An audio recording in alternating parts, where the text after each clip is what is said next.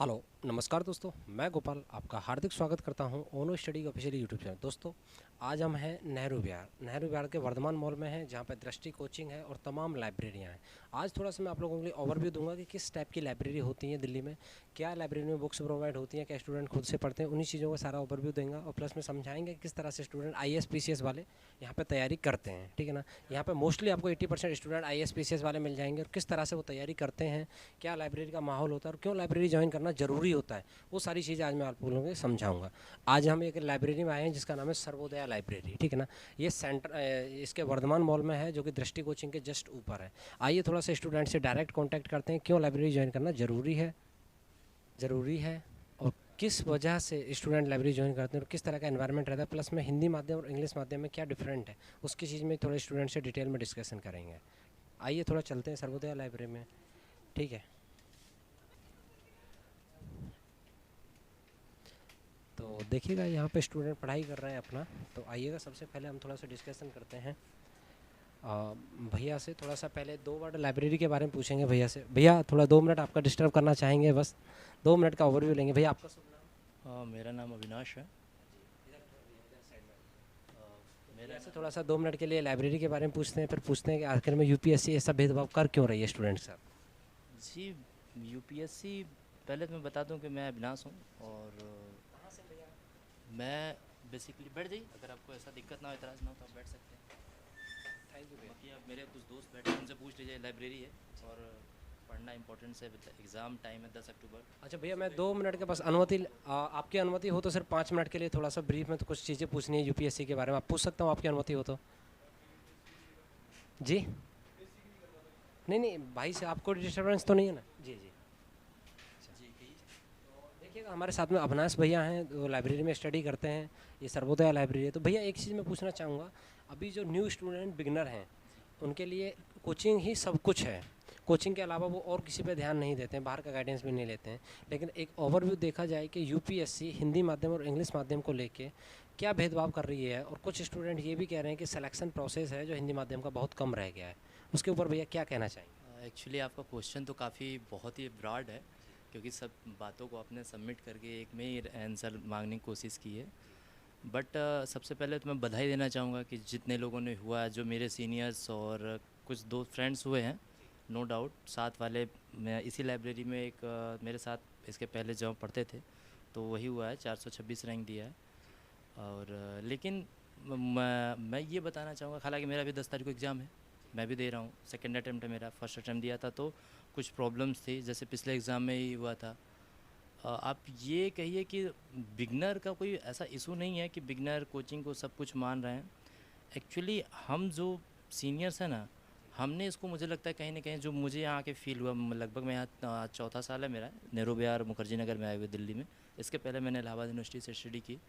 वहाँ पे भी कहा जाता है कि बहुत पहले, आज से इतिहास की बातें हैं, कि इलाहाबाद संस्कृति या संस्कृति विराज है, संस्कृति माता जिसे कहते हैं ना, विराज है वहाँ पे, कि पढ़ाई का गढ़ है। उसी तरह यूपीएससी के लिए बहुत पहले से ये था कि मुखर्जी नगर एक गढ़ है। एक नगर, लक्ष्मी नगर तो आज नया खुला ना, उसके पहले तो मुखर्जी नगर ही था जो था। वो चाहे हिंदी मीडियम हो, इंग्लिश मीडियम हो, एसएससी बैंक रेलवे कोई भी हो। अब रह गई बात कि बिगनर की, आप बिगनर की जो बात कर रहे हैं, बिगनर का मतलब कि वो इंटर हाई स्कूल में पढ़ के आते हैं, कोई ग्रेजुएशन करके आ रहा है, कोई बीटेक करके आ रहा है, तो उसको ये पता है कि मुझे आईएएस बनना है, पर उसे ये नहीं पता कि आईएएस बनते कैसे हैं। तो जैसे कहा जाता है ना कि कपड़ा ख़रीदना है तो कपड़ा ख़रीदना है तो कपड़े की दुकान पे जाना, तो सिंपल सा लॉजिक ही होता है। ये नहीं सोचता कि यार दर्जी के यहाँ भी तो हम बनवा सकते हैं या ऑर्डर दे सकते हैं। आजकल तो ऑनलाइन का ज़माना है, लेकिन ये तो आज कोरोना की वजह से, लेकिन उसके पहले ये होता है कपड़े की दुकान पे जाना है कपड़े लेने। ये नहीं कि पापा से मंगवा लें या किसी, कपड़ा का दुकान का मतलब सीधा कपड़े की दुकान। तो उसी तरह जो बिगनर होते हैं उनको ये पता ही नहीं होता कि आईएएस बनते कैसे हैं या पढ़ते कैसे हैं। आज मैं इस काबिल हूँ, हालांकि मैंने कोचिंग ली थी, लेकिन आज मुझे ये समझ में आता है कि मुझे लगता है कि बुक से अच्छा कोई टीचर नहीं है और बुक से अच्छा कोई दोस्त नहीं है। जैसे हर टीचर कहता है एनसीईआरटी पढ़ो, तो मैं वो कीमती समय एक से सवा साल, जो 1.5 साल एनसीईआरटी वो पढ़ाते हैं बेसिकली और देते हैं, मैं अपना कीमती समय वहाँ लगा देता हूँ। और जो मेरी बहुत स्टार्टिंग की एनर्जी लेवल होती है, वो मेरी कहीं ना कहीं दब जाती है। आप हिंदी मीडियम को बेसिकली अगर लेके मैं कहूँ कि आर्थिक रूप से वो 2 साल जब तैयारी करता है कोचिंगों में, एक लंबी अवधि, तो रहना, खाना, पढ़ना, उसके साथ घर का प्रेशर, बाबूजी का ये कि बेटा कब होगा कब होगा, जो साल या 1.5 साल बाद जैसे सिलेक्शन या अगला रिजल्ट आता है, जब तक हम कोचिंग भी पूरी पूरी नहीं कर पाते, तब तक जो आने लगता है ना कि कब होगा तुम्हारा कब होगा। अभी तो हमने सही से, जैसे अगर मैं नागरिकता पढ़ा तो नागरिकता का मतलब नहीं सही से पता होता है लोगों को, और वो ये चाहते हैं कि आईएएस हम बन जाए बेटा। या तो जो लड़के बन रहे हैं उनके पीछे के माता पिता के सपोर्ट को देखिए, जो बच्चा भी नया आया है उसको तो ये दिखता है ना कि कोचिंग मतलब आईएएस कोचिंग ही बनाता है, क्योंकि बैनर पंपलेट जो बाहर छपते हैं, जो इंटरव्यू आते हैं न्यूज़ में, ब्रांडिंग में, वो तो पब्लिक कोचिंग ही करता है ना। क्या आम इंसान जो आईएएस बनता है वो कहता है क्या कि मैंने कोचिंग की तो मैंने बना था? हर कहीं ना कहीं पब्लिसिटी कोचिंग की होती है। तो ऑब्वियसली जो नया स्टूडेंट आता है वो तो यही सोचेगा ना कि कोचिंग नहीं बनाते हैं, वो चाहे कोई कोचिंग हो, चाहे दृष्टि हो, बाजीराम हो, एएलएस हो, जीएस वर्ड हो, चाहे एवरीथिंग, किसी भी शहर के किसी कोचिंग हो, चाहे पटना हो, चाहे इलाहाबाद हो, चाहे राजस्थान हो, चाहे वो आईआईटी की कोचिंग के हो ना, हर स्टूडेंट यही होता है ना कि कोचिंग, बिकॉज क्योंकि गाइडेंस मिलना बहुत ज़रूरी है। और आज के समय में यूट्यूब गाइडेंस आया है, नो डाउट, उसका उसने एक ऑप्शन देने की बहुत अच्छी तैयारी और प्लेटफॉर्म दिया है। लेकिन कहीं ना कहीं जैसे कहते हैं ना कि जो हमारे बुज़ुर्ग हो चुके हैं या जो हैं अभी बदलने की स्थिति में, जैसे युवा तो 16 साल का भी 20 साल का भी है, लेकिन शादी 21 साल में होती है। तो ऐसा थोड़ी ना कि शादी 22 साल में करोगे तो शादी नहीं होगी, या 20 साल में करोगे तो शादी नहीं करेगा। लेकिन वहाँ से वहाँ का जो क्राइटेरिया है ना, थोड़ा भी समय है। तो इस वजह से कोचिंग का जो अभी काफ़ी, हालांकि काफ़ी महत्व तो दिया जाता है कि कोचिंग जो बिगनर आता है उसको दिखता है कि बस कोचिंग घुसे, और इतनी प्रफुल्लित तरीके से कोचिंग में जो मुझे भी सजाया गया था कि तुम आईएएस हो, तुम ये हो, ये बन जाओगे, ये कर लो। लेकिन साहब जब साल भर बीतता है ना, जब अगले साल सिलेक्शन होता है तो लगता तो है कि हाँ यार अब हम भी जाएंगे कुछ करके आएंगे, लेकिन जब नहीं, वो जो 2 साल का समय टाइम ड्यूरेशन लेते हैं ना, हम थक जाते हैं सच बताइए तो। क्योंकि 2 साल बाद हमारे पास पिताजी कहते हैं कि बेटा कब, एक समय लेता है, उनको तो लगता है कि बस गए साल भर के अंदर हो जाना है, क्योंकि इस पेपर में रिजल्ट आया तो हमारे बच्चों का क्यों नहीं आया। तब तक अगली बार फिर से बोलेगा कि अगला बार फिर भी नहीं आया, तब तक तो हम पढ़ ही रहे हैं ना साहब हिंदी मीडियम का। यहाँ तक तो ठीक है, 2 साल देखा, तीसरे साल बेटा घर पे ये है वो है। एक जो हिंदी मीडियम का लड़का ये जो दबाव बड़े अच्छे से झेलता है, आप कहीं ना कहीं उसको सोचने की या उसके पीछे जाने की, कोर पॉइंट में जाने की मुझे लगता है अब ज़रूरत है। कि हालांकि इंग्लिश मीडियम के साथ ये नहीं है, क्योंकि हम यहाँ पे 15 से 20 हज़ार हमें घर से मिलता है, इस लेवल पे आके एक आईएएस की तैयारी करने के लिए उसमें हमें रहना भी है, अपने से देखना भी है, रूम रेंट भी देना है, खाना भी देना है। और वहीं जो सीबीएसई बोर्ड का लड़का होता है ना साहब, उसके महीने की ना फ़ीस ही 10 से 15 हज़ार होती है। पढ़ाई की तो और छोड़ दीजिए, उसको और खर्चा छोड़ दीजिए, जो कक्षा 2 3 4 5 जिसे कहते हैं क्लास 1 2 3 4 में पढ़ता है, और यहाँ हम इस लेवल पे हैं, इस तरीके की तैयारी कर रहे हैं। तो कहीं ना कहीं हमें इस बात को सोचना चाहिए। और रही बात सिलेक्शन की, कि जो हिंदी मीडियम का ग्राफ गिर रहा है, निरंतर गिर रहा है, ऐसा नहीं है। पहले मुझे लगता था कि साल 2 साल के लड़के तैयारी नहीं करते थे, अब मैं जाऊंगा तो ये कर दूंगा वो कर दूंगा, मैं भी इस जोश में था जब इलाहाबाद यूनिवर्सिटी से निकला। लेकिन आज यहाँ 2 साल 3 साल बिताने के बाद ये समझ में आया कि नहीं यार, मैं मेहनत कर रहा हूँ, या मेरे जो सीनियर से मेहनत तो किए, बट हुआ क्यों नहीं। या हिंदी मीडियम का धीरे धीरे धीरे ग्राफ जब मैंने पढ़ने की, कंगालने की कोशिश की, तो ये पाया कि कहीं ना कहीं हमें ऐसा लगता है कि जो आज की जो डेमोक्रेसी है, या जो बहुत पहले के लोग बन गए हैं, उनको अब ये डर सता रहा है कि कहीं जो ये लोग आएंगे ना, जैसे कि बहुत पहले ये कहा गया था ना कि जब आरक्षण पा के जो निचली जातियाँ संसद में बैठेंगी तो वो अपने हक की मांग करेंगी। उन्होंने वो किया, अपने लोगों के लिए उन्होंने किया। जैसे अम्बेडकर जी हों, चाहे हमारी मायावती जी हों, चाहे वो मुलायम सिंह यादव जी हों या लालू जी हों, उन्होंने कुछ नहीं तो अपने ओबीसी पिछड़ी और जनजाति के लिए उन्होंने किया, चाहे जैसे भी हो। उसी तरीके से अगर हिंदी मीडियम का लड़का अगर आयोग में नहीं बैठेगा, डीएम डिस्ट्रिक्ट मजिस्ट्रेट नहीं बनेगा, तो वो हमारी आपकी बीच की बातें करेगा कैसे। आपको मैं ये बोलूं कि ये आप जैसे शर्ट पहने हैं, ये कहाँ की कल्चर है? इंडिया का कल्चर है। ये भी तमिल में जाएंगे तो आप धोती पहनेंगे। अगर आप धोती नहीं पहनेंगे तो क्या आपसे जुड़ाव फील करेगा व्यक्ति? नहीं करेगा ना। उसी तरह जब अगर हिंदी मीडियम वाला व्यक्ति, वो तभी आपसे जुड़ाव करेगा ना, या वो आपकी बातें समझेगा जब आपके क्षेत्र का हो, आपके भाषा का हो। जैसे हम संसद में कहते हैं कि हमारी समानता भागीदारी हो, हर लोगों का भागीदारी के अकॉर्डिंग वोट बैंक देखते हैं या संसद चुनाव करते हैं हर जगह, तो यहाँ भी तो भागीदारी होना ज़रूरी है ना। अगर आप यहाँ पे ग्राफ गिर रहा है, ऐसा तो नहीं है कि पहले के अपेक्षा, जब पहले जहाँ 20%, 25%, 30% हिंदी मीडियम के लोग होते थे, हालांकि मुझे लगता है कि यूपीएससी में बदलाव भी करना चाहिए। ये जो मैकाले पद्धति और 1922 या 50 से जो चली आ रही यूपीएससी की, कि जो एग्ज़ाम हो रहा है उसी पे केवल इनकी सिलेक्शन होंगे, मुझे लगता है आरक्षण की शायद अब ज़रूरत है। जैसे जब अंबेडकर जी आए ना, तो उन्होंने बोला कि आरक्षण दोगे 10 साल के लिए दो, वो अलग बात है कि निरंतर 10 साल की प्रक्रिया चली आ रही है, तो 10 साल के लिए दो, उसके बाद उनका ग्राफ उठाओ, फिर वो अपने कैपेबल हो जाएंगे। तो क्यों ना, अगर एकदम से ग्राफ गिर रहा है, मैं कहता हूँ भेदभाव तो है ही। भेदभाव इसलिए कह रहा हूँ कि ऐसा तो नहीं है कि पहले के अपेक्षा मटेरियल नहीं अच्छा है, पहले को अच्छा मटेरियल आ रहा है, गूगल हमें दे रहा है सारी चीज़ें, ट्रांसलेशन दे रहा है, हम क्रैक भी कर रहे हैं, मानते हैं कि कुछ कमियां होंगी, ये नहीं कह रहा हूँ कि नहीं होंगी। सीसैट के रूप में हम कमियां अपने आप को देखते हैं कि बच्चा पृष्ठभूमि से बीए आकर के आ रहा है और सपने सजो के आ रहा है, आईआईटी का लड़का आ रहा है तो क्रैक कर रहा है, ठीक है अपनी जगह। आप मुझसे बात क्यों कर रहे हैं, मुझे एक शाब्दिक सा अर्थ दीजिए, आप मुझसे बात क्यों कर रहे हैं?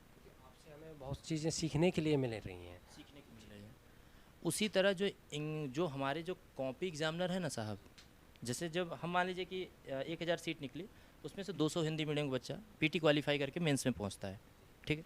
अब वो जो 200 बच्चा मेंस में पहुंच रहा है ना, उसकी जो कॉपी चेक हो रही है वो कौन कर रहा है? इस बात पे कभी क्वेश्चन उठा क्या? अगर वो हिंदी मीडियम का प्रोफेसर चेक करे ना, तब तो समझ में आए वो प्रोफेसर कौन चेक कर रहा है। मैं जो आईआईटी से आ रहे हैं कहीं ना कहीं, जो जेएनयू से आ रहे हैं, जो विदेश सेवा करके आ रहे हैं, वो चेक कर रहे हैं प्रोफेसर, क्योंकि ऑक्सफोर्ड से हम पढ़ के आ रहे हैं। ऑक्सफोर्ड से आप हिंदी पढ़ के आ रहे हैं, ये मानता हूँ, उसमें आप लॉ मतलब बैरिस्टर कर, लेकिन ऑक्सफोर्ड जाने के लिए साहब आपको पूर्णतः इंग्लिश आनी चाहिए। आप भारत में हिंदी जानते हैं ना, विदेश में तो इंग्लिश ही जानते हैं। अब वहाँ से जो व्यक्ति हिंदी में पीएचडी करके आ रहा है, ठीक है मानता हूँ पीएचडी करके आ रहा है, लेकिन वो जानता तो मूलतः इंग्लिश है ना। अब उसको आप कॉपी चेक करने के लिए दीजिएगा, जैसे कि हम आपको हिंदी में आप हमसे बात कर रहे हैं, आप गुजराती जानते हैं, मलयालम जानते हैं, बिहारी जानते हैं, अगर हम बिहारी में बोली के हो चल बा का ना समझ में आइल तोरा। उसी तरह जब वो व्यक्ति है, आप भी हिंदुस्तान के हो, मैं भी हिंदुस्तान का हूँ, नो डाउट, लेकिन अगर पूर्णतः हिंदी नहीं आ रही है और हमारी हिंदी की कापियाँ उसमें लिख रही हैं और उनको जांचने के लिए दी जा रही है, तो कहीं ना कहीं ये सवाल खड़ा करना लाजमी है कि या तो वो बायस कर रहे हैं या तो उस काबिल नहीं है, या तो एक गेम प्लान ऐसा है कि यार हमारा ही लड़का क्यों ना हो किसी तरीके से। जैसे हम राज्यसभा में हम प्रतिनिधित्व कौन भेजते हैं, पार्टी अपने आदमी भेजती है कि हमारा कानून आएगा तो हमारे बिल पे ओके कर देगा, सपोर्ट करेगा, यही होता है ना राज्यसभा में भी। भले ही चुनी जन सरकार हो या पार्टी अपने लोगों को खड़ा करती है कि हमारा समर्थन रहेगा, निर्दलीय क्यों नहीं। उसी तरह कहीं ना कहीं इंग्लिश मीडियम के जो प्रोफेसर हैं, जो इंटरव्यूअर हैं, वो भी ये चाहते हैं कि उनकी जाति, उनके सपोर्ट, जाति का मतलब कि इंग्लिश मीडियम का जो जानकार हो। जैसे आईआईटी का पढ़ा हुआ व्यक्ति एक इंटरव्यू बोर्ड में बैठा हुआ है आईएएस बन के, तो जो दूसरा आईआईटी का आएगा ना, वो कहेगा यार ये तो हमारे बिरादरी का है, एक तो बीटेक और दूसरा इंग्लिश आती है। और हम क्या कहेंगे, भैया इलाहाबाद यूनिवर्सिटी से हम बीए करके आए हैं, तो उसको लगेगा यार कौन इनके मुँह लगे यार।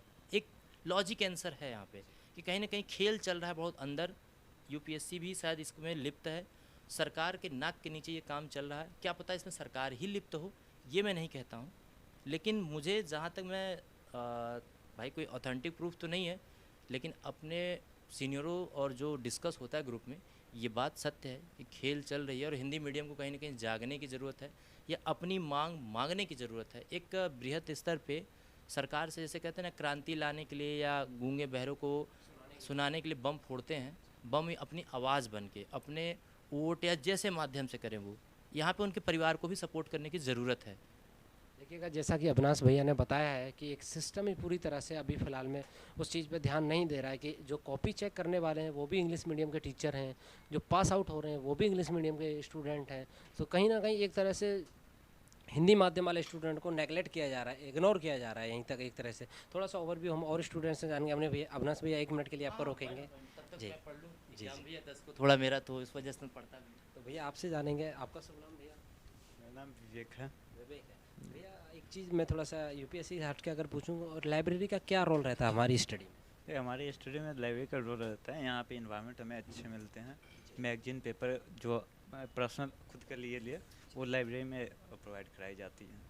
तो इसलिए यहाँ पे इन्वायरमेंट मिलते हैं। अब एक दूसरे को देख कर मोटिवेट भी होता है पढ़ने के लिए। अच्छा, जैसे कोई स्टूडेंट रूम पे पढ़ता है और कोई लाइब्रेरी में पढ़ता है, क्या डिफरेंट आ जाता है भैया? रूम और लाइब्रेरी में डिफरेंट है। सिर्फ बेड अट्रैक्ट होता है रूम पे।